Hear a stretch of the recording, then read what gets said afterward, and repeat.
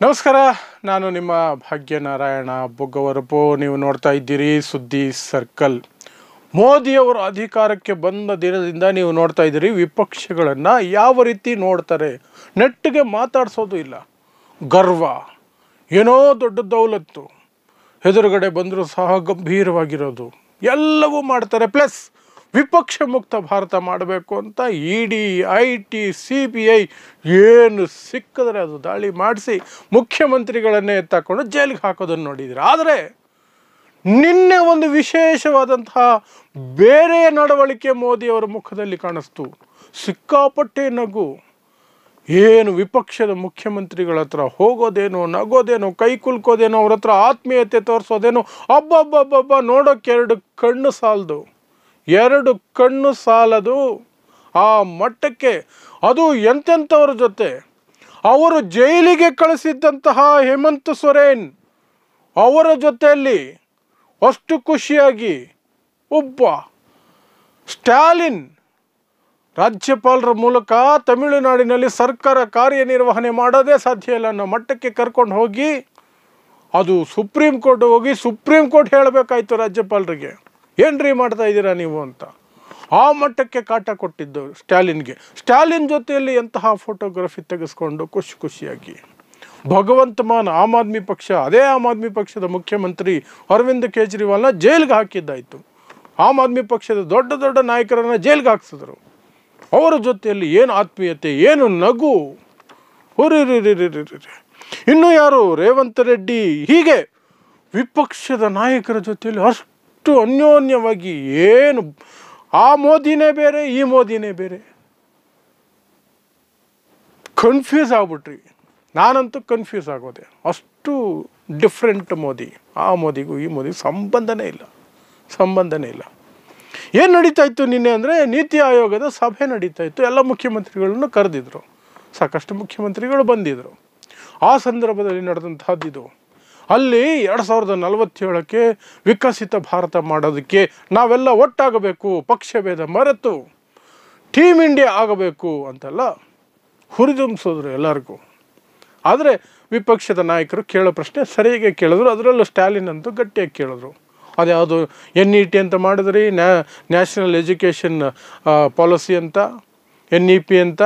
ಅದರ ಹೆಸರಲ್ಲಿ ನಮಗೆ ಬರಬೇಕಾದ ದುಡ್ಡೆಲ್ಲ ತಡೆ ಇಟ್ಕೊಂಡಿದ್ದೀರಿ. 3 ಲ್ಯಾಂಗ್ವೇಜ್ ಫಾರ್ಮುಲಾ ಅದು ಇದು ಅಂತ. ಇನ್ನೊಂದು ಕಡೆ ಬರಬೇಕಾಗಿದ್ದು ಬೇರೆ ಫಂಡ್ಗಳು ಕೊಡ್ತಾ ಇಲ್ಲ. ಇದರ ನಡುವೆ ನೀವು ವಿಕಸಿತ ಭಾರತ ಅಂತಿರಲ್ಲ ಅಂತೆಲ್ಲ ಅವರು ತಕರಾರು ಒಂದಷ್ಟು ತೆಗೆದ್ರು. ಆದರೂ ಮೋದಿಯವರು ನಗ್ತಾನೆ ಎಲ್ಲರೂ ಸ್ವಾಗತಿಸೋದೇನೋ, ಅವ್ರ ಜೊತೆಯಲ್ಲಿ ನಿಂತ್ಕೊಳ್ಳೋದೇನೋ, ಫೋಟೋ ತೆಗೆಸ್ಕೊಳ್ಳೋದೇನೋ, ಕೈ ಕುಲ್ಕೋದೇನೋ, ಆತ್ಮೀಯತೆ ಏನೋ ಎಲ್ಲ ಮಾಡಿದ್ರು. ಇದು ಯಾಕೆ, ಏನಾಯಿತು ಇದ್ದಕ್ಕಿದ್ದಂಗೆ ಮೋದಿಯವರಿಗೆ? 2 ಸಾಧ್ಯತೆಗಳಿದೆ. ಒಂದು, ಮೋದಿಯವರಿಗೆ ಬುದ್ಧಿ ಬಂತ, ವಿಪಕ್ಷರಹಿತ ಭಾರತ ಮಾಡ್ತೀನಿ ಅಂತ ಅಂದಿದ್ದರಿಂದ ಹಿಡಿದು ಇಲ್ಲ ಹಾಗೆ ಮಾಡೋಕ್ಕಾಗಲ್ಲ, ಬುದ್ಧಿ ಬಂದಿದೆ ಅನ್ನೋದಾದರೆ. 2ನೇ ಕಾರಣ ಆಮೇಲೆ ಹೇಳ್ತೀನಿ, 2ನೇದೇನಿರ್ಬೋದು ಅಂತ. ಮೊದಲನೇದು ಬುದ್ಧಿ ಬಂದಿರಬಹುದು ಅನ್ನೋದಕ್ಕೆ ಏನು ಸಾಧ್ಯತೆಗಳಿದೆ? ಮೇ 10ನೇ ತಾರೀಕು ಅವರಿಗೆ ಸಿಕ್ಕ ದೊಡ್ಡ ಶಾಕ್. ಅಮೆರಿಕ ಅಧ್ಯಕ್ಷ ಡೊನಾಲ್ಡ್ ಟ್ರಂಪ್ ಭಾರತಕ್ಕೂ ಪಾಕಿಸ್ತಾನಕ್ಕೂ ಅವಕಾಶ ಕೊಡದೆ ಸ್ವತಂತ್ರವಾಗಿ ತಾನೇ ಏಕಪಕ್ಷೀಯವಾಗಿ ಯುದ್ಧ ವಿರಾಮ ಘೋಷಣೆ ಮಾಡಿದ್ದು. ಅದು ಮೋದಿಯವರಿಗೆ ಅರ್ಥ ಮಾಡಿಸಿದೆಯಾ? ನಾನು ಅನ್ಕೊಂಡಂಗಿಲ್ಲ ಅಂತಲೋ, ಅಥವಾ ನನ್ನ ಭಕ್ತರು ನನ್ನನ್ನು ಬಿಂಬಿಸೋ ಮಟ್ಟಕ್ಕಿಲ್ಲ, ನಾನು ಅಮೇರಿಕ ಮುಂದೆ ನಾನು ಬಗ್ಲೇಬೇಕು. ಅದರ ಜೊತೆಗೆ ಅದಕ್ಕೆ ಸಂಬಂಧಪಟ್ಟಂತೆ ಆ ಭಾರತ ಪಾಕಿಸ್ತಾನದ ಸಂಘರ್ಷ. ಆ ಸಂದರ್ಭದಲ್ಲಿ ಯಾವ ದೇಶವೂ ಸಹ ಭಾರತಕ್ಕೆ ನೇರವಾಗಿ ಡೈರೆಕ್ಟಾಗಿ ಬಂದು yes we are with India ಅಂತ ನೇರವಾಗಿ ಹೇಳಲಿಲ್ಲ. ಮೋದಿ ಎಷ್ಟು ದೇಶ ಸುತ್ತಿದ್ದಾರೆ, ಹೋದ ಕಡೆ ಎಲ್ಲ ಅಲ್ಲಿ ಪ್ರೈಮ್ ಮಿನಿಸ್ಟರ್ಗಳು, ಪ್ರೆಸಿಡೆಂಟ್ಗಳನ್ನ ತಪ್ಕೊಂಡಿದ್ದೇನು, ಕೈ ಕುಲ್ಕಿದ್ದೇನು, ಅವ್ರ ಜೊತೆ ಊಟ ಮಾಡಿದ್ದೇನು, ಫೋಟೋ ತೆಗೆಸ್ಕೊಂಡಿದ್ದೇನು, ನಕ್ಕಿದ್ದೇನು, ಎಲ್ಲ ಆಯಿತು. ಆದರೆ ಯುದ್ಧ ಅಂತ ಬಂದಾಗ, ಅಥವಾ ಸಂಘರ್ಷ ಅಂತ ಬಂದಾಗ, ಸಮಸ್ಯೆ ಅಂತ ಬಂದಾಗ, ಒಂದು ದೇಶವೂ ಸಹ ಭಾರತಕ್ಕೆ ನೇರವಾಗಿ yes we are with you ಅಂತ ಹೇಳಲಿಲ್ಲ. ರಫೇಲ್ ಕೊಟ್ಟಂತಹ ಫ್ರಾನ್ಸ್ ಹೇಳಲಿಲ್ಲ. ದಿನ ಬೆಳಗಾದರೆ ನಮ್ಮ ಸಹಾಯ ಪಡ್ಕೊಳ್ಳುವಂತಹ ಭೂತಾನು ಹೇಳಲಿಲ್ಲ ನೇರವಾಗಿ. ನೇಪಾಳ ಹೇಳಲಿಲ್ಲ, ಶ್ರೀಲಂಕಾ ಹೇಳಲಿಲ್ಲ. ಬಾಂಗ್ಲಾದೇಶ ಅಂತೂ ನಾವು ನಾರ್ತ್ ಈಸ್ಟನ್ನು ಹೆಂಗೆ ಕಟ್ ಮಾಡ್ಬೋದು ಅಂತ ಚೈನಾ ಜೊತೆ ಡಿಸ್ಕಸ್ ಮಾಡ್ಕೊಂಡಿದ್ರು. ಅಮೇರಿಕ ಅಂತೂ ಪಾಕಿಸ್ತಾನದ ಪರವಾಗೇ ಇತ್ತು. ಯಾಕೆಂದರೆ ಸೀಸ್ ಫೈರ್ ಮಾಡಿಸಿದ್ದು ಅವರೇ, ಪಾಕಿಸ್ತಾನವನ್ನು ಗ್ರೇಟ್ ನೇಷನ್ ಅಂತ ಕರೆದಿದ್ದು ಅವರೇ, ಪಾಕಿಸ್ತಾನದಲ್ಲಿರೋ ಲೀಡ್ರುಗಳು ತುಂಬ ಇಂಟೆಲಿಜೆಂಟ್ ಅಂತ ಕರೆದಿದ್ದು ಅಮೇರಿಕಾನೇ, ಟ್ರಂಪೇ. ಎಲ್ಲವನ್ನು ಮಾಡಿದ್ದು ಟ್ರಂಪೇ. ಮತ್ತು ಭಾರತವನ್ನು ಹೆದರಿಸಿದ್ದೀನಿ, ಪಾಕಿಸ್ತಾನವನ್ನು ಭಾರತವನ್ನು ಟ್ರೇಡನ್ನು ಮುಂದಿಟ್ಕೊಂಡು ಹೆದರಿಸಿದ್ದೀನಿ, ವ್ಯಾಪಾರ ಮಾಡಲ್ಲ ನಿಮ್ಮ ಜೊತೆ ಅಂತ ಹೆದರಿಸಿದ್ದಕ್ಕೆ ಅವರು ಯುದ್ಧ ವಿರಾಮಕ್ಕೆ ಒಪ್ಕೊಂಡ್ರು ಅಂತ. ಇನ್ನೊಂದು ಕಡೆ IMF ಅಲ್ಲಿ ಲೋನ್ ಕೊಡಿಸಿದ್ರು ಅಮೇರಿಕಾದವರು ಪಾಕಿಸ್ತಾನಿಗೆ. ಹಾಗಾಗಿ ಅಮೇರಿಕಾನೂ ಭಾರತದ ಜೊತೆ ನಿಲ್ಲಿಲ್ಲ. ಯಾರು ನಿಂತರು? ನಿಂತಿದ್ದು ವಿಪಕ್ಷಗಳು.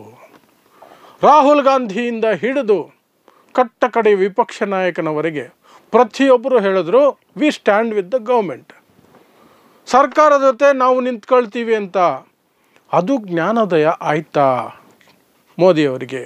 ಯಾವತ್ತಿದ್ರೂ ಇವರು ಮಾತ್ರ ನನ್ನ ಜೊತೆ ನಿಲ್ಲಬಹುದು, ಯಾರು ನಿಲ್ಲಲ್ಲ, ಅದೆಲ್ಲ ಬರೀ ಫೋಟೋಶಾಪು ಅಥವಾ ಫೋಟೋ ಆಪುಗಳವು. ಹೋದಾಗೆಲ್ಲ ಖುಷಿಯಾಗಿ ಮಾತಾಡಿಸ್ತಾರೆ, ಏನು ಬೇಕಾದ್ರೆ. ಆದರೆ ಸಂಕಷ್ಟ ಅಂತ ಬಂದಾಗ ಅವರವರ ದೇಶದ ಹಿತಾಸಕ್ತಿನೇ ಅವ್ರು ಕಾಪಾಡ್ಕೊಳ್ತಾರೆ ಅನ್ನುವಂತಹ ಜ್ಞಾನೋದಯ ಏನಾದರೂ ಮೋದಿಯವ್ರಿಗಾಯ್ತಾ? ಸಾಧ್ಯತೆ ಇದೆ.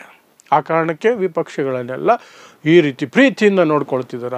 ಒಂದು ಇದನ್ನು ಬೇರೆ ಕಳಿಸಿದಾರಲ್ಲ, ನಿಯೋಗವನ್ನು, ಪ್ರತಿ ದೇಶಕ್ಕೂ ಹೋಗಿ ಭಾರತದ ಪರವಾಗಿ ಮಾತಾಡಿ ಅಂತ ಎಲ್ಲ ವಿಪಕ್ಷ ನಾಯಕರನ್ನು, ಶಶಿ ತರೂರು, ಅಸಾದುದ್ದೀನ್ ಓವೈಸಿ, ಈ ರೀತಿಯ ವ್ಯಕ್ತಿಗಳನ್ನು ಪ್ರತಿ ಪಕ್ಷದಿಂದ ಒಬ್ಬೊಬ್ಬರನ್ನ ಆಯ್ಕೆ ಮಾಡಿ ಕಳಿಸಿದ್ದಾರೆ.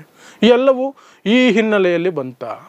ಅಥವಾ ಮೋದಿಯವರ ರಾಜಕೀಯ ಅಂದರೆ ರಾಜಕೀಯ ಲೆಕ್ಕಾಚಾರ ಇದೆಯಾ?